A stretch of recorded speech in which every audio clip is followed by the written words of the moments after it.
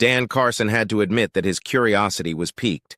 Ben Stevens had asked to meet him at Megan's cafe. He hadn't seen Ben in years, though they had once been good friends. Dan was sipping a beer when Ben walked into the bar. They shook hands, after which Ben asked the bartender for a draft beer. Dan waited patiently for Ben to return and take a seat. "I know you're probably wondering why I asked you to meet me tonight. I wish I had better news, but what is," Ben began.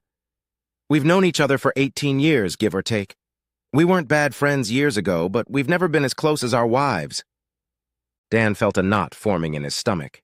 He immediately wondered what news Ben had for him and how bad it could be. "You can't start with a comment like that and then change the subject," Dan stated. "Do you have bad news about Angie or Dana or both of them?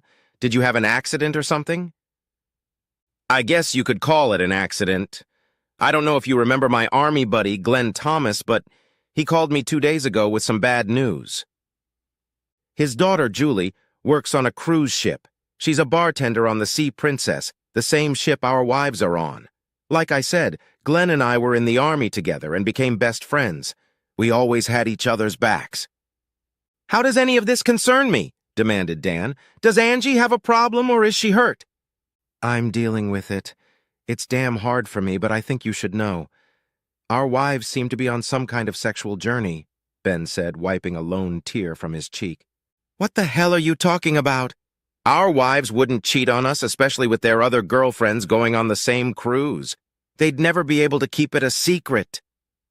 "They don't have to, Dan. All 5 of them will have brains on this fucking ship," Ben replied. "They each have their own room and a male friend lives with them." "What makes you so damn sure of that?" asked Dan. "Maybe Julie saw something she misinterpreted. I don't think she even knows Angie. I bet when the facts come out, you'll feel really stupid about these accusations."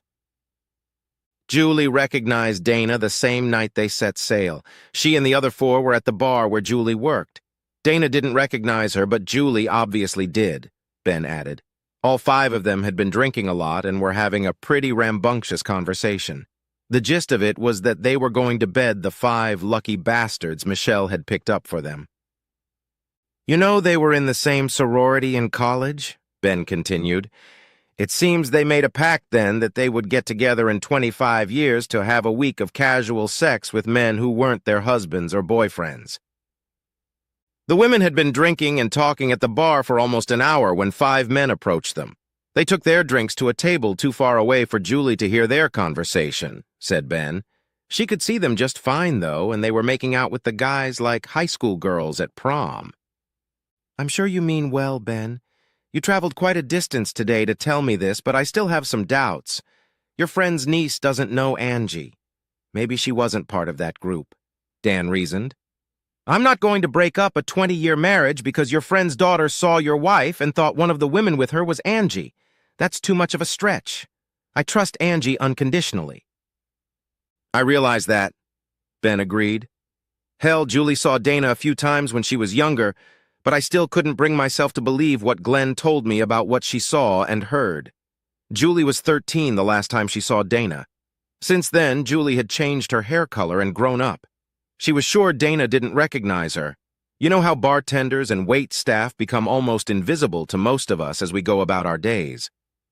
When I told Glenn that I thought Julie was mistaken, he replied that he thought so and showed me a dozen pictures that Julie had surreptitiously taken on her phone. They definitely had Angie and Dana and the other 3 fucking sluts in them," Ben practically growled. "You have the pictures?" Dan asked. "Even so, sitting at a bar with friends on a cruise ship doesn't prove infidelity. There could be another explanation." "I thought so too until Glenn sent me the pictures. They were so horrible that I had a sleepless night," Ben admitted. "Since I couldn't sleep, I had a lot of time to reflect on it. I thought about Rob Hansen, Josie's husband. You know he's from the old Capitol and no small amount of it. I remembered that Dana once told me that he made Josie sign a prenup. It occurred to me that a wealthy man who might have an unfaithful wife might have the inclination and ability to investigate the situation. I called him first thing the next morning. To say he was interested is an understatement." "He agreed to look into it?" asked Dan. "I wonder if he'll be able to find out anything since they're at sea. He can't invite a detective aboard. It's a 5-day cruise to nowhere. He doesn't have a single port of call. Angie told me that these 5 women just wanted to spend time together like old times. She never said anything about them all having fun like they did when they were students. Like I said, he has money, and a lot of it. He knows a guy who can do the impossible for a substantial fee, Ben revealed. His assistant found out there was a vacationing private investigator on the ship. They negotiated a fee, and by noon, the detective was on the job. Judging by your glum attitude, I'll bet the private investigator got information on Josie, Dan suggested. Since those 5 are together so often, they must have some evidence against them. That's exactly what it was. They weren't very discreet as soon as they left port. Hansen sent me tons of pictures and videos. Our wives are freaking stars. I mean that literally, Ben stated. How did he get access to their rooms? Asked Dan. I don't think it's legal, or at least not admissible in court. What the hell are you talking about? Demanded Ben. There's no fault in most states, including the one we live in. It was enough for me to see Dana with her lover to realize my marriage was over. I don't need to prove anything to anyone else. I'll show her some highlights so she won't try to talk herself out of a divorce, Ben stated. I think she'll be quite reasonable when she realizes the havoc I could wreak on her career and family. I can't argue with your logic, Dan reluctantly admitted. I hope one of the reasons we're meeting today is so you can hand me the files showing my loving wife's promiscuity. Yes, I have a flash drive with everything including Dana, Michelle, Josie, and Taylor, Ben replied as he handed the device to Dan. Taylor is already divorced, so she won't be hurt much, if at all. Hansen told me he's dropping Josie like a bad habit. I know I can't stay married to Dana after such a betrayal. This was planned 25 years ago. Can you believe this shit? It certainly puts a lot of strain on my marriage, Dan agreed. If the evidence is as damning as you say, I can't imagine staying married. I've never heard of women planning to cheat on their husbands before even meeting them. I wonder if we'll be able to use the video from the room in possible lawsuits. You're fixated on hoping that the law will somehow save your ass, Ben stated. If it makes you feel any better, Hansen said he'll give us permission to use anything he provides us. Remember when his wife booked a cruise and paid for all the rooms so they could have an adjoining unit? Our wives refunded her money, but all the rooms were booked on one of Rob Hansen's credit cards. He gave a private detective permission to install electronic devices in the rooms. Since the detective couldn't buy that shit on the ship, he used his phones, his wife's phones, and his brother-in-law's phones to tap the rooms and ferret out information on the cheating bitches. It took 2 nights, since there were 5 whores and only 3 phones, but the guy made his money. Tonight, Hansen was going to contact Michelle's husband. He suggested that we all get our heads together before we let the women know the matter was unclean. He said we need to find a savvy attorney immediately and follow his recommendations. Dan was shocked at all the information Ben had given him. His wife was a cheating whore, and he urgently needed a lawyer to protect his interests. A few hours ago, he had been searching the internet for ideas for Angie's birthday party. Now that problem no longer concerned him. I don't know what to say, Dan admitted. I'm stunned. I hate to thank you for putting me on the spot, but I'm damn grateful that you know what's really going on. I've got a lot to think about. Angie's coming home on Saturday, so I need to start working on it tomorrow morning. I'm sorry, Dan, to have to tell you this, but you should know, Ben replied, extending his hand. They shook hands briefly and went their separate ways. Saturday morning found Angie excited to get home. The cruise with her friends had given her great pleasure. She thanked Michelle several times for picking such passionate and experienced men for the week's activities. Michelle had promised that she could handle this part of the contract 25 years ago, and she had more than fulfilled her promise. Angie wanted to reconnect with Dan after all the sex she had enjoyed with other men. Everyone involved had agreed that this was a one-time thing, and none of the men would ever try to contact the woman again. It was safer that way. Angie knew that Dan would be eager for sex. After all, they had been separated for a whole week. He was a good man and a patient lover, but he lacked the stamina and enthusiasm of the slightly younger men who had spent the week with her and her friends. She looked forward to slow, gentle lovemaking with her husband. She made every effort to put the others behind her and concentrate on pleasing her husband. He deserved to be rewarded. Angie texted Dan that she'd be home by noon and was surprised that Dan wasn't there to greet her upon her return. As she dragged her luggage from the garage into the house, she realized something was wrong. Was it her conscience, or was something really wrong? Angie decided not to dwell on it and carried her suitcases up the stairs to her bedroom. She was torn between taking a relaxing hot shower and unpacking her suitcases. She hated this part of traveling, but still decided not to procrastinate and put away her nice clothes and turned in what needed to be washed to the laundry room. Angie took a long, relaxing shower and was a little stunned that Dan wasn't home yet. It was unusual for him. They had agreed not to call each other while she was on the cruise except in emergencies. That wasn't unusual for them. Talking on the phone never appealed to either of them, so they usually waited until they were reunited to share any news. As the day went on, Angie grew more and more concerned. She tried to call Dan several times, but her calls always went to voicemail. Toward evening, Angie called her daughter, Monica, who was a freshman in college. "Hi, Mom," Monica greeted her emotionlessly. "Hi, honey," Angie replied cheerfully. "I'm back from my cruise and thought I'd see how you were doing. I've missed you every day." "Have you talked to Daddy yet?" Monica replied immediately. Discouraged by her daughter's terse response, Angela admitted that she hadn't. "He's not answering his cell phone and he's not home, so I haven't seen him yet. Do you have any idea where he might be?" "I really don't know, Mom. I think you should talk to him before we talk," Monica stated emphatically and disconnected the call. Angie tried several times to call Monica back, but her calls went straight to voicemail. Angie's concerns about the cruise began to creep into her thoughts. Dan had no way of knowing the events of the past week. All 5 women were sworn to secrecy until the day they died. It was almost 6 when Angie heard the garage door open. She was sitting at the kitchen table facing the garage door when Dan entered the house.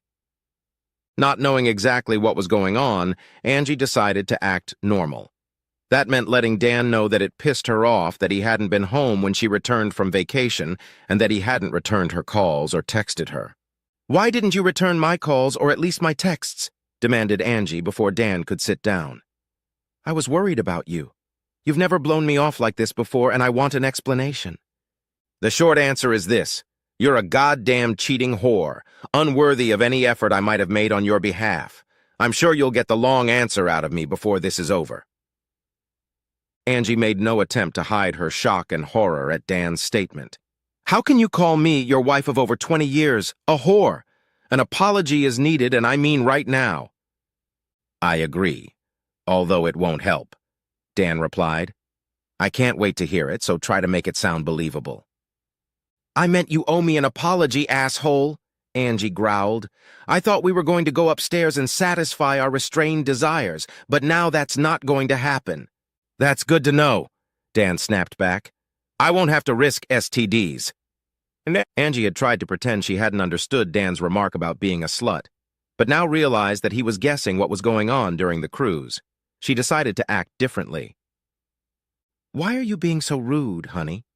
We've been separated for a whole week, and I thought you'd be happy to see me. Why all the rude insults?" "What you call insults, I call facts. You don't have to pretend anymore, Angie. The cat's out of the bag, or maybe I should say you're up for grabs," Dan replied sarcastically. "You spent the entire cruise being had in all directions. Wait a minute, I was wrong. You're as much of a jerk as anyone I've ever met." "You think I had sex with some man while I was on the cruise? Is that what this is about?" Angie asked, eager to take the high ground. "You can ask any of the girls. They'll tell you that I was completely faithful. I've never flirted with men, although there have been quite a few who have shown interest. I take my vows seriously." "I don't doubt it," Dan replied with a grim smile. "You made a vow to your friends that you'd get your brains blown out this year, and you've kept it. I can't tell you how proud I am of that. I only wish you had taken our marriage vows as seriously." "Dan, someone is giving you bad information. They must be trying to break us up. They have some unknown agenda," Angie reasoned. "Angie, I have always been faithful to you. I made this marriage for the long haul, but you were making plans to cheat on me or whoever could be your husband before we even met. That's not the worst of it. You kept your vows. I don't need to tell you that those 2 vows are extremely contradictory." Who told you about that stupid pact? It was made one night when we drank too much freshman year. Neither of us took it seriously. I would never cheat on you, Angie insisted. I gotta hand it to you. You came up with some impressive bullshit in an attempt to avoid the truth. You won't gaslight me again, Angie. I've lived in an alternate reality for the entire 20 years we've been married, but now I live in the real world, Dan stated. Your version of how the world works was less painful, at least until I learned the truth. I won't knowingly live a lie, and I won't live with a liar. I got home a little late because I was doing the paperwork for the apartment on Jackson Street. I guess you haven't looked in my closet, but it's practically empty. I'm divorcing you. The papers are due next week. Go through them. Hire your lawyer and let's get this settled, Dan suggested. There's no point in giving the lawyers more money than they need. Dan, why won't you listen to me? Pleaded Angie. Your imagination is destroying your ability to think clearly. There is no reason to be angry or even jealous. I didn't do anything inappropriate on that ship. We may have had too much to drink, but neither of us broke our wedding vows. Somehow I thought we could have a civilized conversation about this mess. I was hoping you'd explain to me how you managed to so easily shit on me and our marriage, Dan said firmly. I'm done with this crap. With those words, Dan stood up and walked out into the garage. Angie heard his car start and the overhead door open with a rumble. Soon she heard the door close again, followed by silence. She snapped out of her trance when the phone rang. It was Dana. Angie decided to answer it, hoping her friend had some information about how much her husbands knew. Angie, we're screwed, exclaimed Dana. You thought we got screwed big time on the ship, but that's nothing compared to what our husbands are going to do to us. What are you talking about? Demanded Angie. Ben told me that all of the husbands have pictures and videos of us having sex with the guys Michelle supplied, Dana revealed.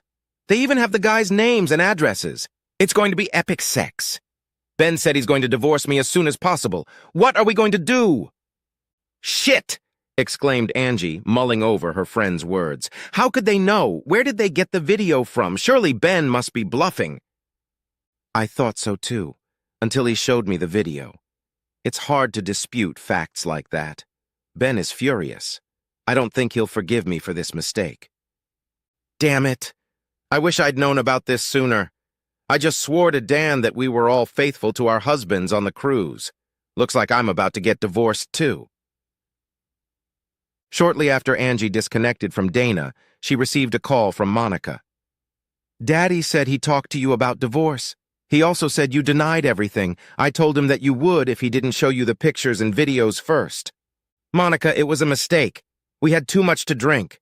Those guys forced themselves on us when we were in a weakened state. Can't you ever tell the truth about anything? Those guys didn't force themselves on you, especially for 5 days. You were enjoying it. All your friends liked it, Monica added. You planned to cheat on Daddy when you went on vacation with your friends. Now Daddy is divorcing you. I'm glad I'm out of the house and going to college. It won't be such a big problem for me. Dad told you about the videos and pictures? Asked Angie meekly. I insisted that he send me some of the more offensive videos, or I wouldn't have believed what he told me. I never knew you liked being spanked, Mom. Did you see that? Angie gasped. Your father shouldn't have let you watch that video. I really didn't like being spanked. I told the guy to stop. Well, in your lover's defense, your words sounded kind of slurred, like you had balloons in your mouth or something, Monica replied.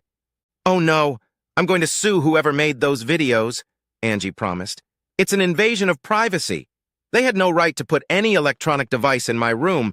It wasn't supposed to be seen by anyone. Good luck with that, Mom. Cynics might suggest that married women shouldn't be doing this sort of thing, at least not with men who aren't their husbands, Monica observed. That would avoid awkwardness, don't you think? I'm not going to discuss the subject with you again, Angie declared. I have to find out what my friends know and see if we can prevent these videos from leaking all over the internet. Over the next few hours, Angie learned how the videos were made and who authorized the placement of recording devices in the cabins. The 4 friends accused Josie of not recognizing Julie, whom she hadn't seen since she was a teenager. Angie literally begged Dan to forgive her. She felt that he should consider that she had been a faithful, loving wife for 20 years before she had stumbled only once. There was no way Dan could accept the planned disrespect. Angie didn't have sex with these men because she was drunk or high. It had been planned in advance, and she had willingly and eagerly participated. He apologized to Angie's elderly parents for simply not being able to trust Angie. Without trust, they had nothing to build a relationship on. Monica rarely came home from college, and when she did, she was very cool to her mother. In a fit of desperation, Angie decided to seek help. She realized that her behavior was self-destructive and completely inappropriate. "I'm glad to hear that you got counseling, Angie. What you did was completely wrong. You need to figure out what triggered your behavior and learn to control it," Dan told her. "You will never have a strong relationship with anyone, including your daughter and your parents, until you get your life under control. You have to rebuild respect and trust, and that takes time." 3 weeks before the divorce was to become official, Angie was in a car accident. She was sobbing over her situation when she ran a red light. A pickup truck slammed into the driver's side door, trapping her in the car. Paramedics and firefighters worked for nearly an hour to free her. Dan was at work when he received a call from Angie's father telling him about the accident and the hospital where Angie was being treated. Dan was surprised at how upsetting it made him to think that Angie might die or be seriously injured. He convinced himself that he had put that part of his life behind him as he tried to regain his balance. Dan met Angie's parents at the hospital. "Her injuries are not life-threatening, but she will be laid up for a few weeks," Angie's father explained. "We're going to try to find a caregiver to come in every day when Angie is allowed to go home. As you know, her mother suffers from the beginning stages of dementia, and I already have my hands full with caring for her. I won't be able to give Angie the help she needs." "I guess I could spend a few weeks helping her get back on her feet," Dan replied without hesitation. "I can do most of my work remotely, so she'll have someone around most of the time." "Why would you do that, Dan?" asked Angie's father. "You've made it clear that you don't trust Angie. Your divorce will be final in a few weeks. Why muddy the waters?" "She's still my daughter's mother, and we've been married for 20 years. I think I owe it to her to keep that in mind. It certainly doesn't mean I want to go back to her," Dan added. "That ship has already sailed." Angie was both surprised and relieved to learn that Dan was going to take care of her while she recovered. She was sure she could break his stubborn resistance with her feminine charms. She decided that the accident might have turned out to be a blessing in disguise. 2 days later, Angie was released from the hospital. Dan helped her into his car and drove her home. Angie was really sore and her left knee was swollen and stiff. The first night home, she fell asleep in the early evening and didn't wake up until sunrise.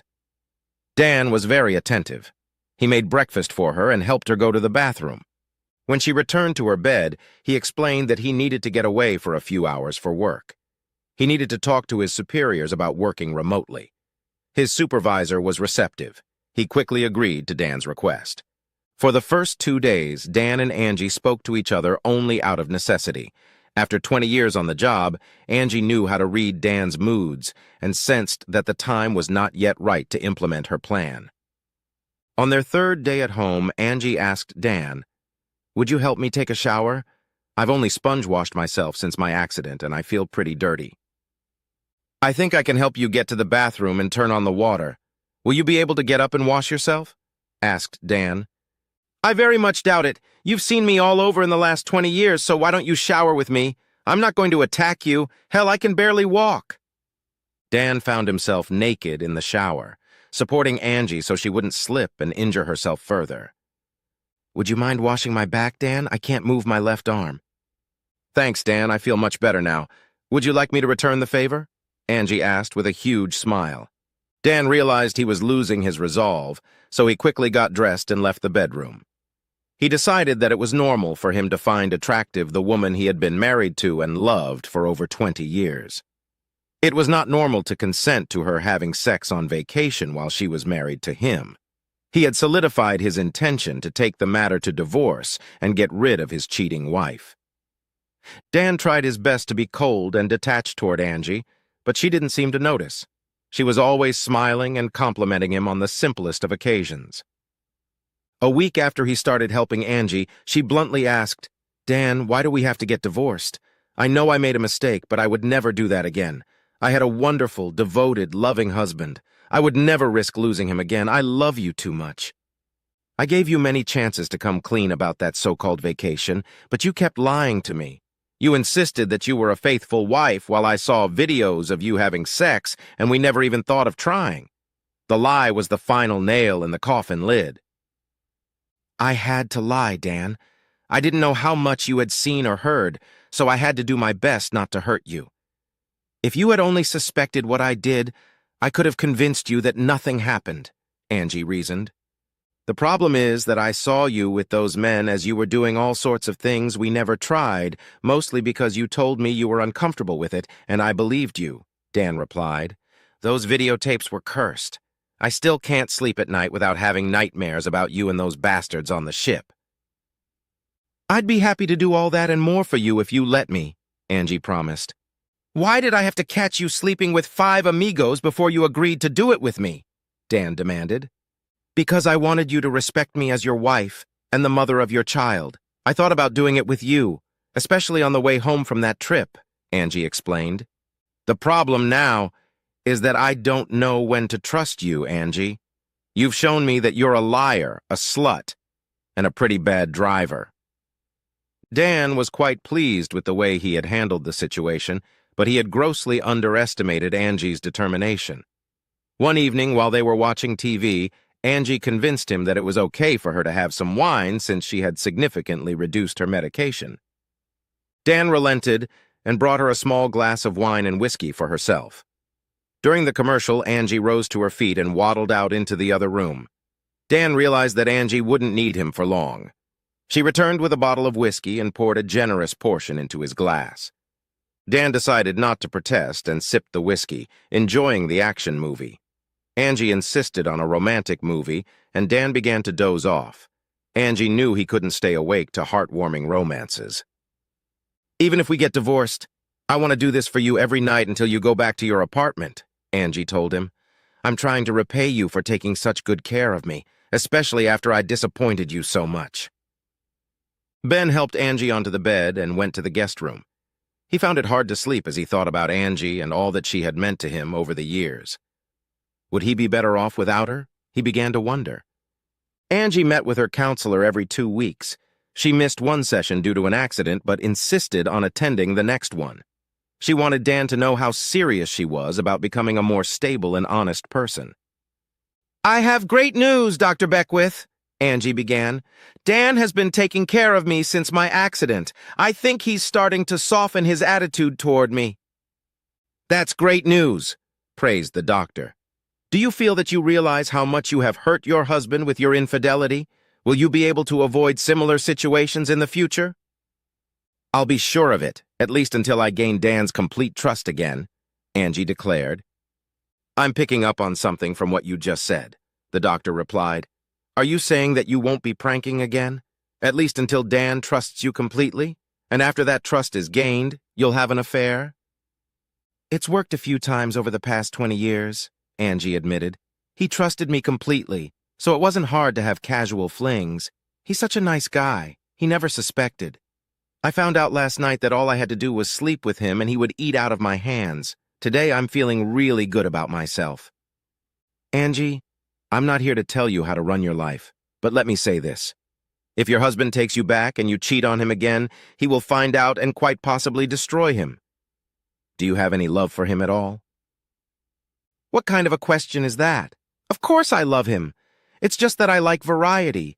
Dan is a great guy and a dedicated lover, but he doesn't give me that special thrill I get when I'm with a strange man, especially a dominant one. I love Dan. Again, I'm not taking a judgment, but I would suggest that you don't really love your husband. He's just comfortable and secure. If you did love him, you would either be faithful to him or set him free. Don't you see that? Beckwith asked. 2 days later, Dan had to go to the office for a meeting. It didn't last as long as he expected, and at 3 p.m. he was already pulling up to Angie's house. He noticed a Lexus parked outside and wondered briefly who it belonged to. Angie was lying in her bedroom, and a tall, muscular young man was pressing her into the mattress. Angie didn't look, but she heard the bedroom door slowly open. Less than a minute later, She heard the front door slam. Tears ran down her cheeks. She knew Dan had come home and seen her. He always slammed the front door when he was angry. She had proved her love and set Dan free. This made her very sad. As the little mortar washed over her, all she could think about was that there was definitely something wrong with her, and how delighted Dr. Beckwith would be to hear of her ecstasy under these circumstances.